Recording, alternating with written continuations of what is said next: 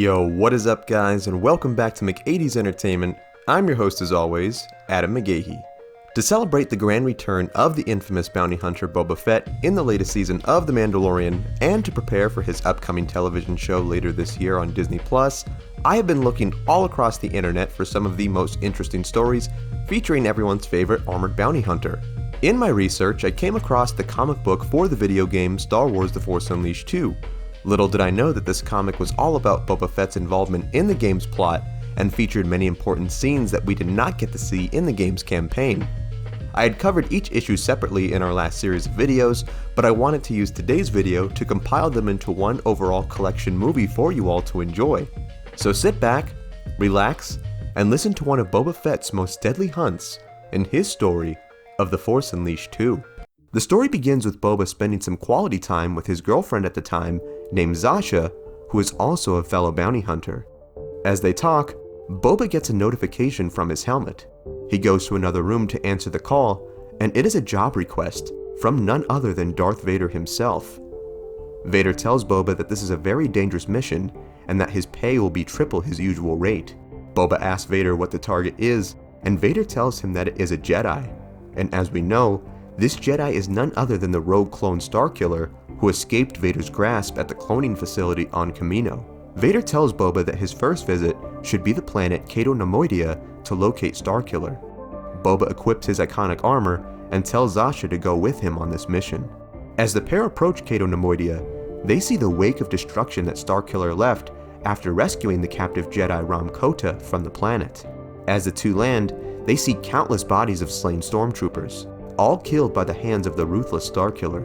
Zasha attempts to raid some of the bodies to sell their gear. Boba stops her and tells her that there is a much more important mission at hand.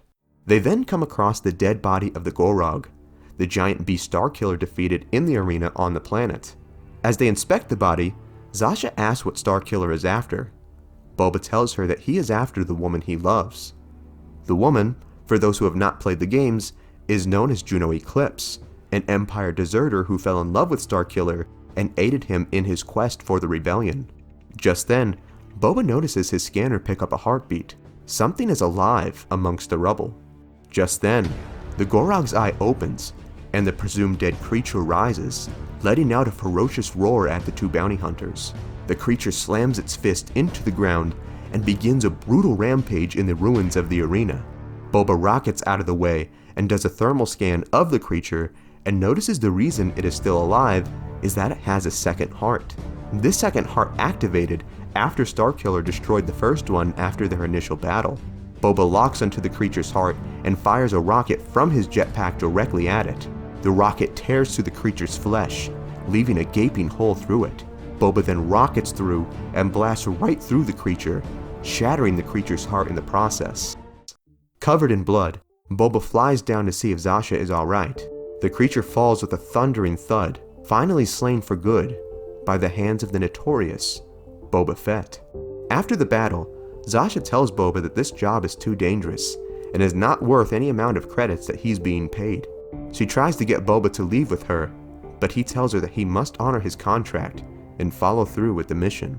Knowing this would be his response, Zasha leaves Boba and sends him a kiss farewell as he watches from afar with his binoculars. The issue opens up on Kamino as Boba Fett meets with Darth Vader, who shows him a recording of what happened the night Starkiller escaped. Witnessing the power the Jedi clone displayed in the recording and seeing his ability to combat the Gorog monster, Boba and Vader both know that this bounty won't be easy. They devise a plan for Boba to kidnap the woman Starkiller loves, Captain Juno Eclipse, the former pilot for the Empire who fell in love with Starkiller and defected to the rebellion. Vader tasks Boba with finding Juno and to bring her back to Kamino to lure Starkiller back to the planet where Boba and Vader will kill him together. Boba tells him that to complete this mission, he will need a squadron of stormtroopers to accompany him. Vader tells the bounty hunter that the Empire will provide whatever he needs as they look onto a group of new and deadly terror troopers that we have not seen before. Later on, Boba visits a section of the cloning facility on Kamino where he sees dozens of vats of clones in production. At this time in the Legends timeline, the Empire was still cloning soldiers for the Stormtrooper program.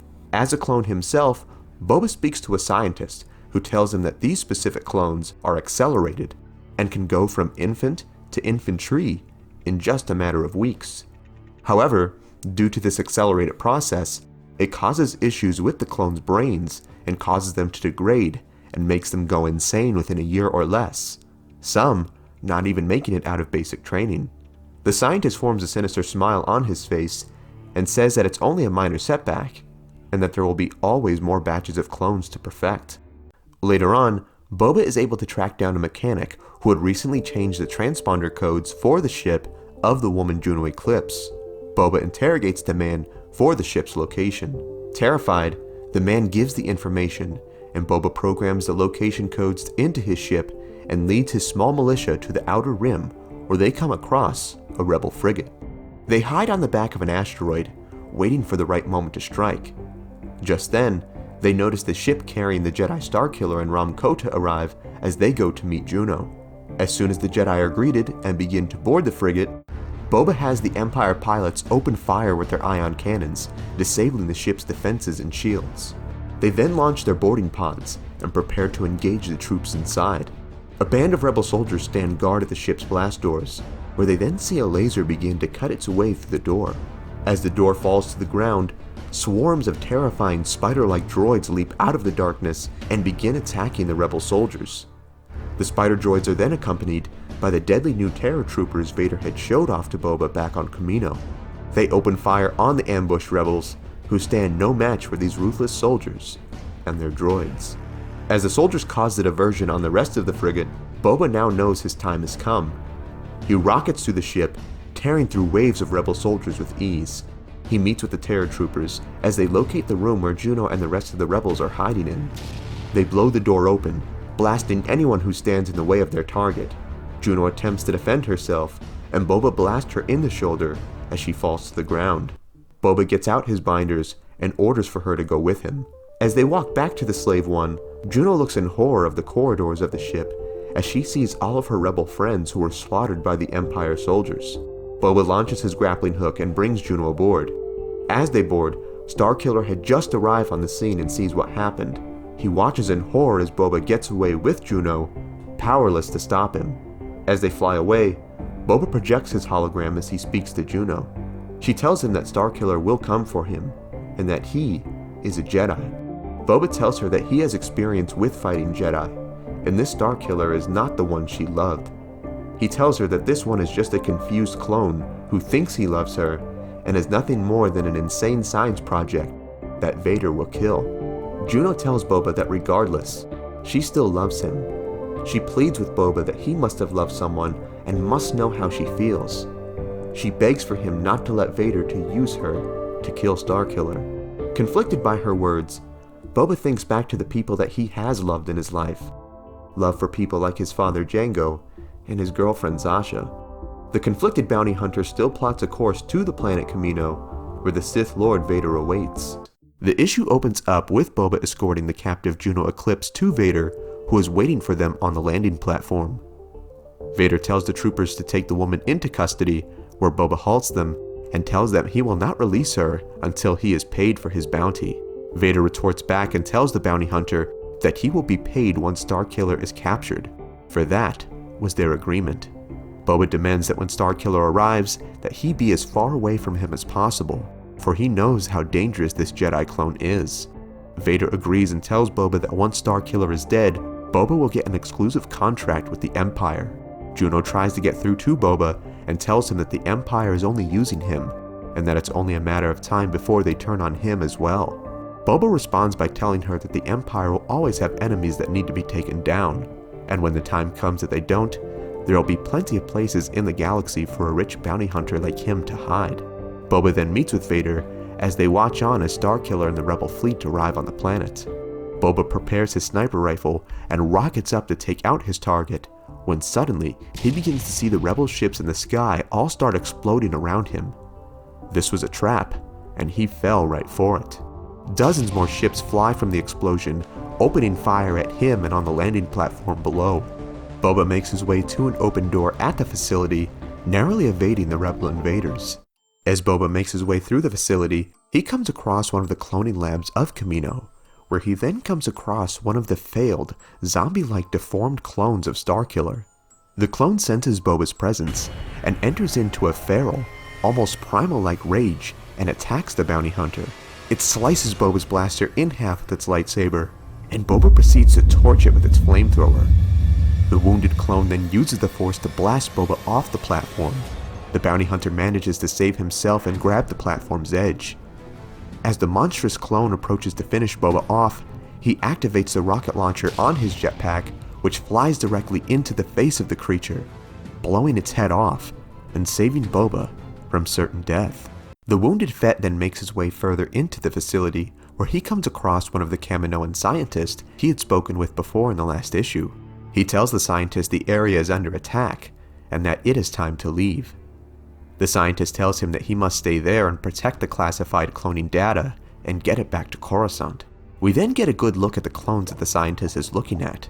These are not deformed clones of Starkiller. These appear to be none other than clones of the legendary bounty hunter Jango Fett, still in production after these many years after the Clone Wars. But there is something wrong with this batch. They are horribly deformed, with their faces contorted and even exposed muscle tissue bulging from their faces. Boba asks the scientist what is wrong with these clones, and the scientist tells him that due to this certain batch of clones being accelerated, something happened during the cloning process and caused these clones to malfunction and break down. He says after the rebels are gone, he will do more experiments on the clones to see what went wrong. Horrified at how his father Jango's legacy was being perverted for such horrifying methods, Boba pulls his rifle on the scientist and tells him that he will not let him leave his father's clones this way. The scientist then makes a shocking revelation. These are not clones of Jango as Boba thought. These are clones of Boba himself. Shocked at this news, Boba demands to know how the Empire got his DNA. The scientist reveals that Vader had hired a female bounty hunter to steal it and sell it back to the Empire. This bounty hunter was none other than Boba's girlfriend Zasha, who we saw in the very first issue of the comic. All this time she was using Boba as a bounty. Shocked, disturbed, and disgusted at what the Empire was doing behind his back, Boba kills the scientist and begins opening fire on all the failed clones in their tanks. He uses his flamethrower to burn them in their pods and blows up the lab, putting these failed life forms out of their misery. Lives ended that should have never even began. The issue opens with the wounded Boba Fett making his way out of the cloning lab he had just destroyed. He hears a commotion nearby and looks on with his binoculars to see what is going on. He sees Vader, who has engaged Starkiller and chose the clone Jedi he is holding Juno captive. He threatens to kill her unless Starkiller does his bidding. The exhausted Jedi gives in to the Sith Lord's demands and says he will do whatever he wants as long as he lets the woman go. As they talk, Juno slips away and proceeds to grab one of Starkiller's lightsabers and uses the weapon to strike at Vader. The enraged Sith then uses the Force to launch Juno out of the window, causing her to plummet to the platform below. Starkiller leaps at Vader, where they begin yet another ferocious duel. As they fight, Boba gets into position and has his sniper rifle aimed at Starkiller, ready to kill the Jedi just as Vader had planned.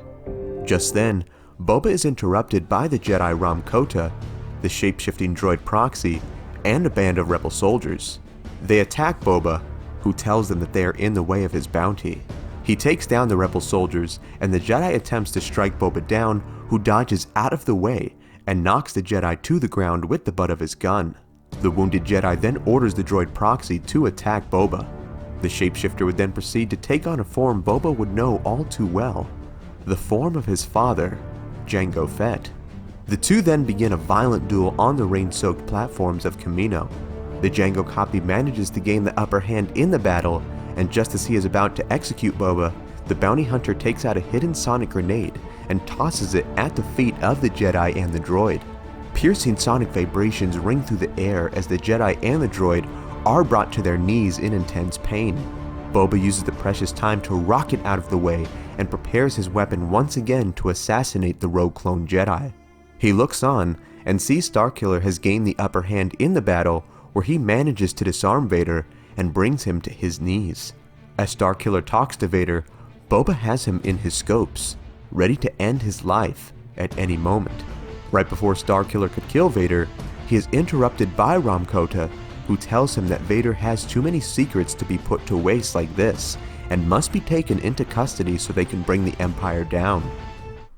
Torn between making the right choice and ending the life of the one who ruined his life, Starkiller stands confused. Boba, still with his gun aimed at Starkiller, mutters for him to kill Vader, for he knows what a monster Vader is and that the galaxy would be better off without him. Boba then sees Starkiller decide to spare Vader's life. He looks on as the Jedi goes to the body of Juno, which he believes to be dead.